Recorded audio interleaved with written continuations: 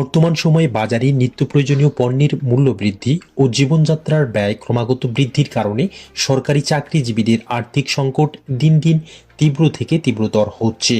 সরকারি কর্মকর্তা কর্মচারীদের বর্তমান বেতন কাঠামোতে একজন চাকরিজীবী তার পরিবার নিয়ে ন্যূনতম জীবনযাপন করা কঠিন হয়ে পড়েছে।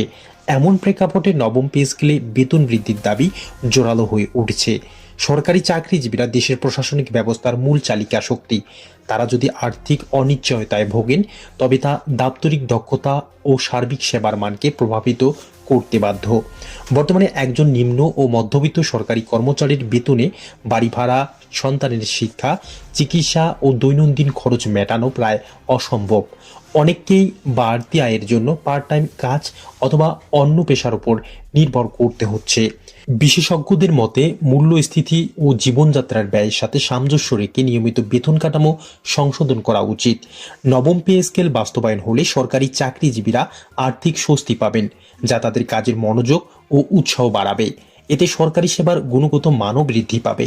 সরকার ইতিমধ্যে এই বিষয়ে আলোচনা শুরু করলেও এখনও চূড়ান্ত সিদ্ধান্ত গ্রহণ করা হয়নি। সরকারি কর্মচারী সংগঠনগুলো সংগঠিতভাবে তাদের দাবি উত্থাপন করে আসছেন। তাদের বক্তব্য, নবম পে স্কেল কেবল বেতন বৃদ্ধির মাধ্যম নয়, বরং জীবনমানের ন্যূনতম নিরাপত্তা নিশ্চিত করার একটি অবকাঠামো।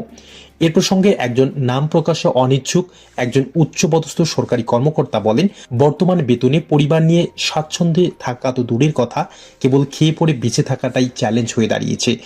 আমরা সরকারের সুদৃষ্টি কামনা করছি। সরকারি চাকরিজীবীদের এই যৌক্তিক দাবির প্রতি সহানুভূতিশীল হয়ে তা বাস্তবায়নের উদ্যোগ নেওয়া এখন সময়ের দাবি। নবম পে স্কেল বাস্তবায়ন শুধু চাকরিজীবীদের আর্থিক স্বস্তি দিবে না, রাষ্ট্রীয় কর্মকাণ্ডের গতিশীলতা ও স্থিতিশীলতা বজায় রাখতে ভূমিকা রাখবে। তো আপনারা যারা সরকারি চাকরিজীবী রয়েছেন, নবম পে স্কেলে বেতন পাওয়ার জন্য অধীর আগ্রহ নিয়ে অপেক্ষা করে রয়েছেন, এটি কবে বাস্তবায়ন হবে, এরকম যারা দর্শক আমাদের এই ভিডিওটিতে এতক্ষণ মনোযোগ সহকারে শুনছিলেন, ভিডিওটি অবশ্যই শেয়ার করবেন। সম্ভব হলে সাবস্ক্রাইব করে আমাদের পাশেই থাকবেন। নবম পে স্কেল সংক্রান্ত আপডেট সবার আগে আমরাই দিয়ে দেব। তো আশা করি আজকের এই ভিডিওটি আপনাদের অনেক অনেক ভালো লেগেছে। আর এই ভিডিওটি যদি আপনাদের ভালো লেগে থাকে তাহলে অবশ্যই লাইক দিয়ে যাবেন, সম্ভব হলে ভিডিওটি শেয়ার করবেন। দেখা হবে নতুন কোনো আপডেট ভিডিওতে, ততক্ষণ পর্যন্ত ভালো থাকবেন। ধন্যবাদ।